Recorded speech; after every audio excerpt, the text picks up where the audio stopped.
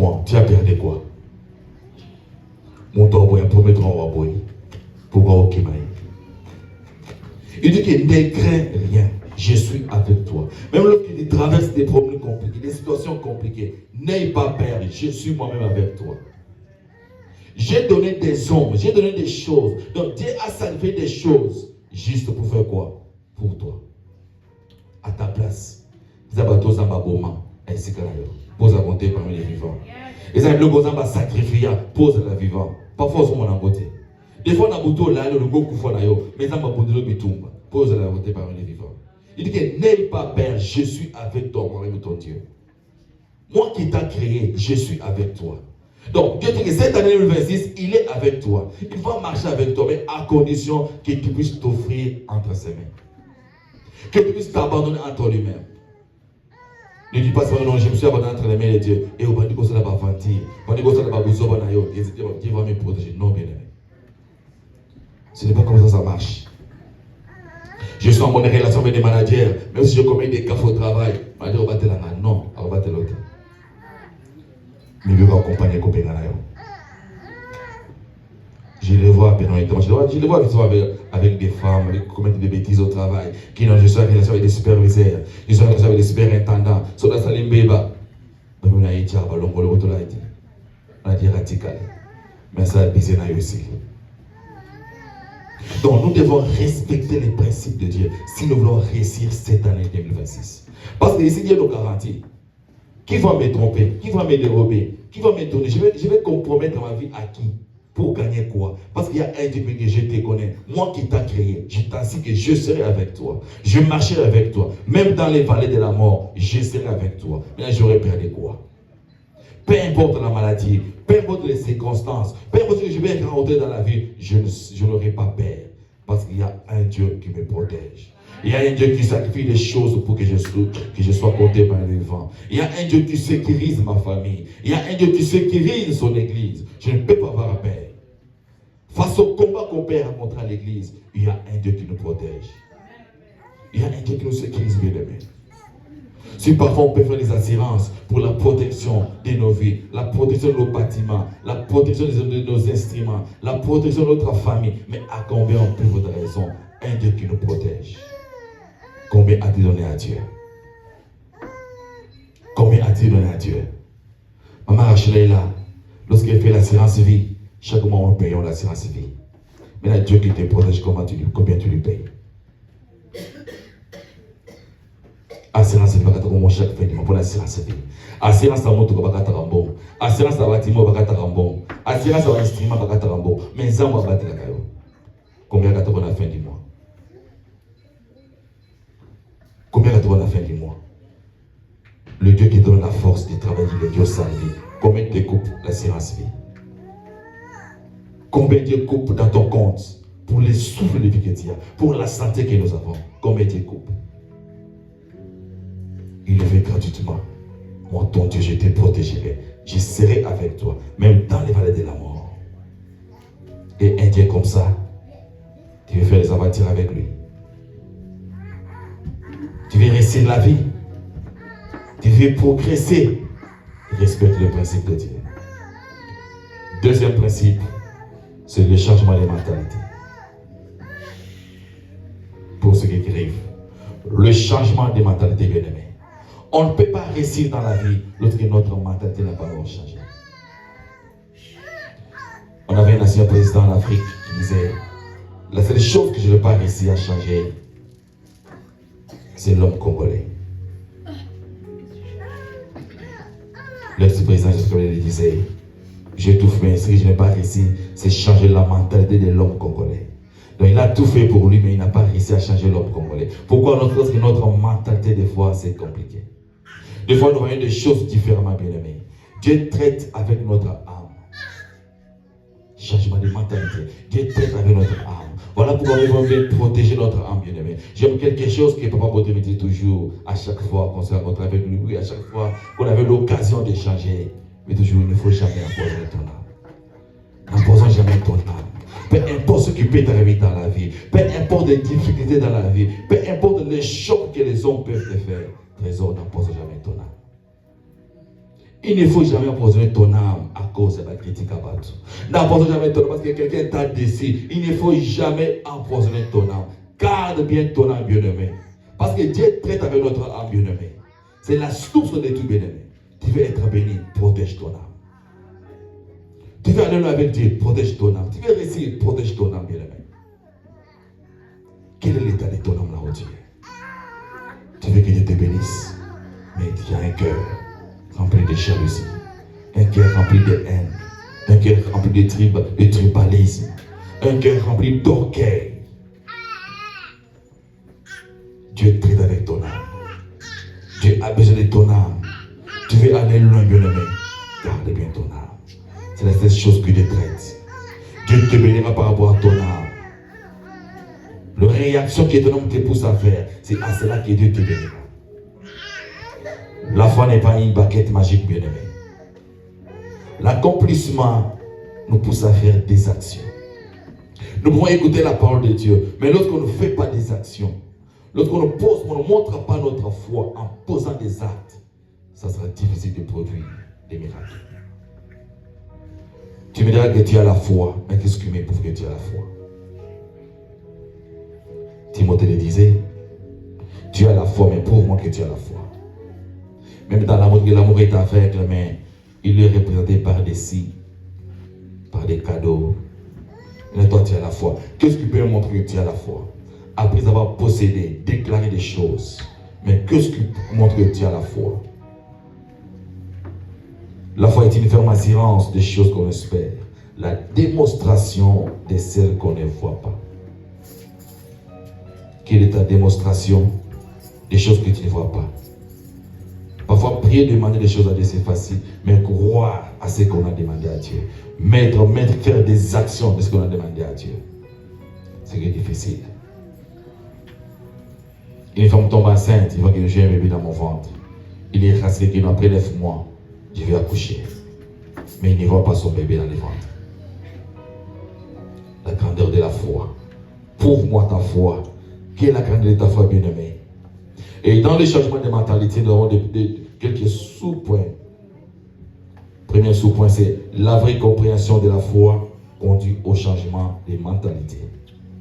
Voilà pourquoi la mentalité ne change pas à cause de la structure sur laquelle on construit. Comment changer notre mentalité? Comment nous pouvons respirer? Comment nous pouvons grandir sur le plan spirituel avec notre mentalité? Si nous voulons aller loin, faire des exploits, comment nous pouvons nous comporter? Deuxième sous-point est que la vraie foi établit notre identité chrétienne.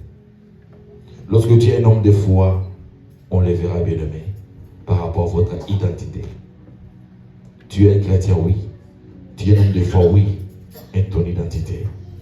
Qu'est-ce qui prouve que non, tu es un homme de foi? Votre identité est très importante. Et troisième chose, je t'en vais à la fin. L'identité vraie a toujours un parti pris pour l'action.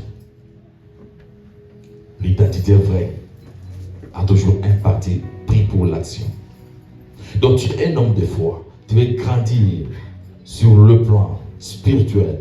Tu veux grandir sur le plan bien-aimé de votre identité. Il y aura toujours une partie de l'action.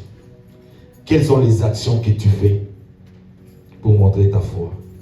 Quelles sont les actions que tu fais pour faire montrer aux gens, oui, effectivement, tu as changé votre mentalité?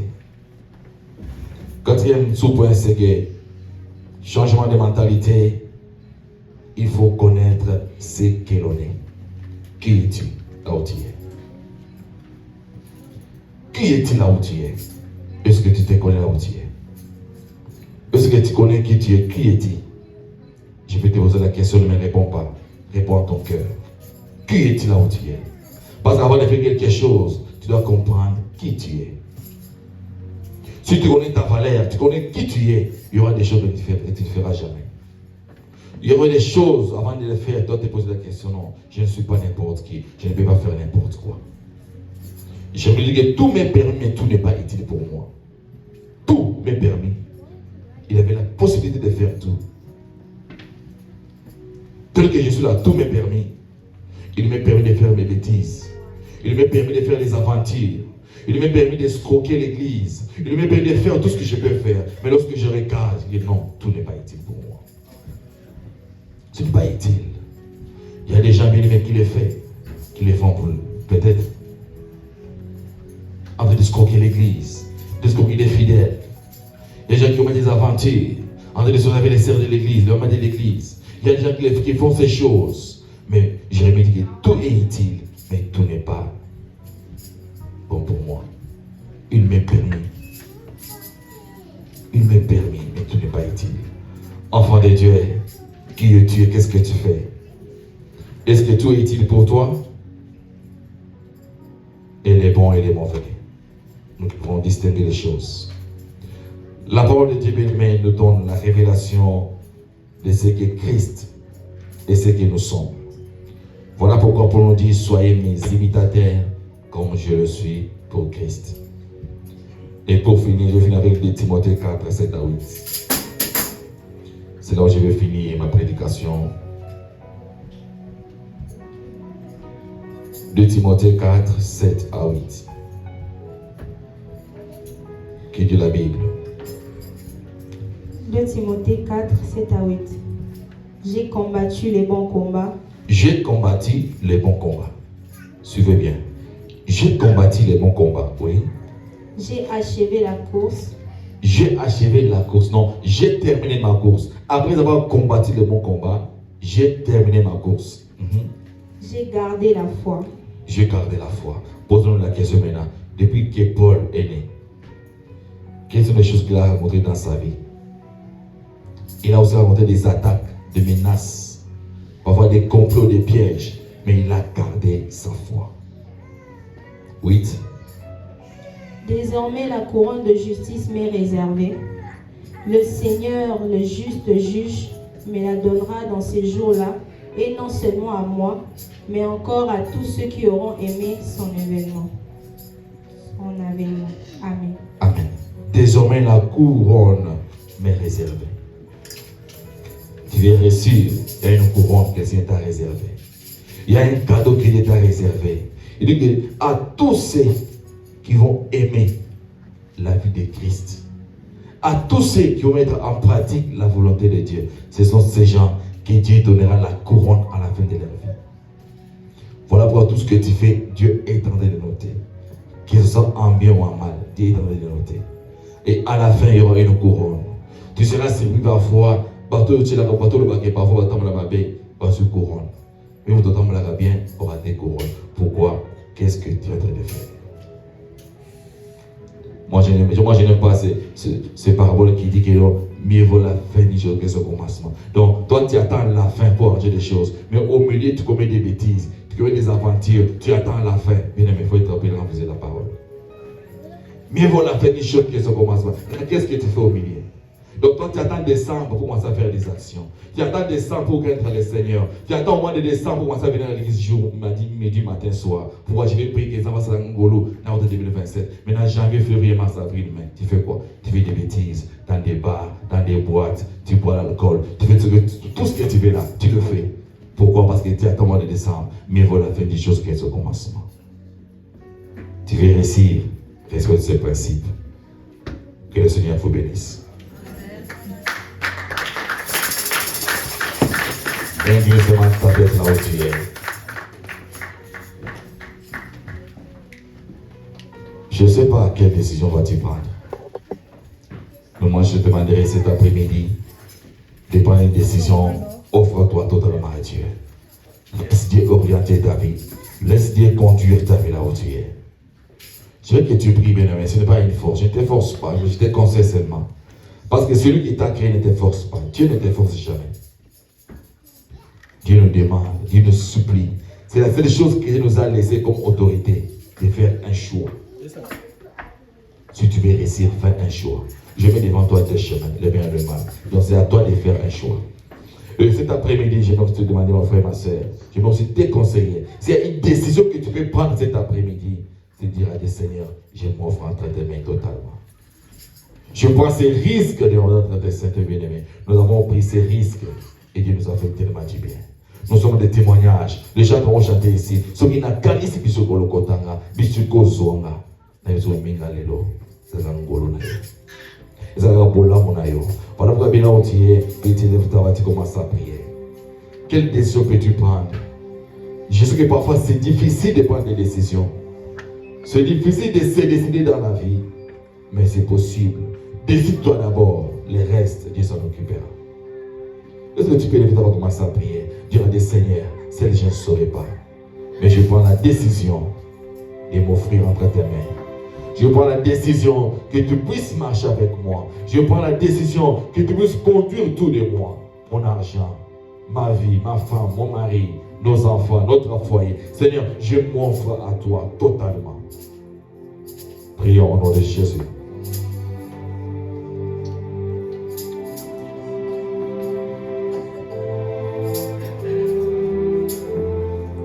Offre-toi totalement entre les mains de Dieu. Laisse Dieu conduire ta vie. Laisse Dieu conduire ta vie.